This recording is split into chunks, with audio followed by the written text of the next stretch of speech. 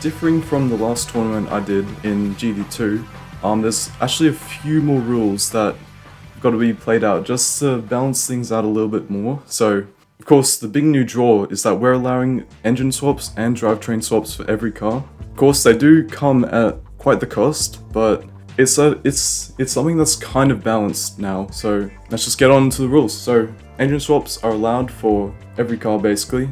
So let's say you want to swap a Ford GT engine into a Lotus Elise. Pretty crazy idea, but would you be able to do it under this rule set? Let's see. Okay, I'm just gonna get my calculator out real quick. Okay, so I know this from memory. I've been doing so much testing. I swear I feel like I know every single car's horsepower and price.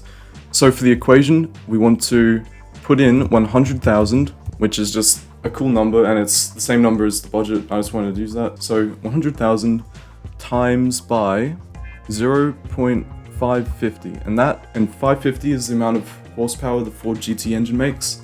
But basically, yeah, you just divide the horsepower output by 1,000, and then times that decimal by 100,000. So in this case, we get a $55,000 engine swap, which is over half the budget already. So, and from memory, I think the Lotus I'm talking about goes for like 30,000, and I don't know if that's going to be viable, especially with the other rules I have in mind as well. So, the reason why I chose the Lotus is because it weighs a lot less, and I mean 670 kilos. That is nothing. That is almost a 1-to-1 power to weight ratio for the Ford GT engine in that car. So a way I found to balance this out, and it's honestly not that hard, is you get that equation I just put up before, 100,000 by 0.55, then you divide that entire thing by the car's weight in decimals. So the Lotus in this case would be 670 kilos, so you'd put the decimal place just before the 670, and that would come in as 0.67. So now you get 55,000 divided by 0.67, which is the weight of the car. And that comes in, are you ready? The engine swap now costs $82,089. That is way too over budget. So you can already kind of see, it's a really good balancing game. You have to find the perfect engine for a car without going over budget and without the weight tax, which is a thing now. And just one more thing for these engine swaps I'll touch on is that engine upgrades, so like turbo, NA-tune, supercharging, are now double the price if you engine swap your car. Stage 1, I think it's around 5,000. It will now be 10,000 for a stage 1 tune, and then it just goes further and further up. There's another thing to do with the engine upgrades. So stage 3, 4, and 5 will be knocked down by 20k. That makes some of them around 60k for like the really expensive ones. And, you know, I think stage 3 goes down to like 20,000 or something now.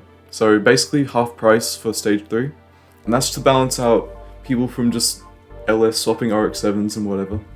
So let's move on to drivetrain swaps.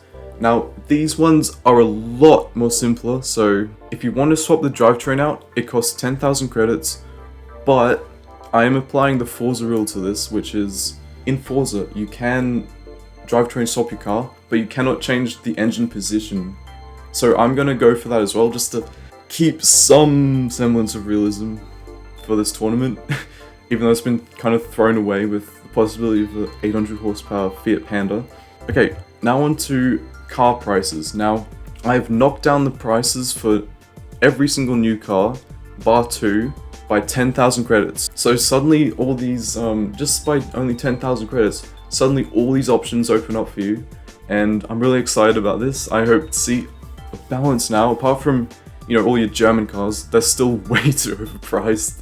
So there'll be no German cars. And you might have caught me saying bar 2 cars, and those, I'm sure a lot of you are guessing, is the Buick Special and the HPA Volkswagen Golf thing. Now those come with upwards of 500 horsepower from standard, and they cost nothing. For both of these cars, I'm going to knock the prices up by 20,000. So that makes the Buick Special around 80k, and that makes the Golf around 50k, which is still crazy. Now on to classic cars. So those are cars which I'm classing just as a blanket term before 1980. So that rules out the GNX, which is already pretty cheap. The $10,000 rule will still be applied, so you get to knock a $10,000 off the base price. Let's say you want to buy, I don't know, the Dodge Charger from 1970. I think it's around 75k. So you would minus 10,000, that is now 65k. Then you divide by 2.54, and you get 25,590. So that Charger is now $25,590.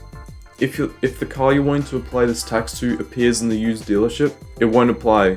You cannot apply the minus 10,000 divided by 2.54 on that because it already has been discounted because it's a used car. Something else to make this even more confusing is that we're including the prices for prize cars as well. So just getting the base price from Gran Turismo PSP, which has every single car from this game in it as well, and they're all priced as they were new cars. The same rule applies for every single car in GT PSP as well. So let's say a car there costs 42,000 and it's a classic car below 1980. You get to do the minus 10,000 divided by 2.54 on that one. Oh yeah, and tires. So any tire now is buyable. You can buy racing super softs if you really want to kill yourself in the final rounds, because there will be tire wear. Just gonna put that out there. Another small change is that downforce for cars can be bought no matter if your car can be equipped with a wing or not. And that also means the Buick Special can have downforce, which is scary at first, but I think it's pretty balanced out for now. But yeah, you don't need to necessarily do any of that. You can just say what car you want and I can take it from there. But it would be appreciated if you detail what kind of upgrades you want to go for. Like, for example, we did in the last tournament, go for power, go for handling, sort of thing.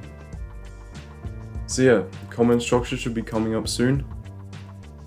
And I cannot wait to see what you come up with.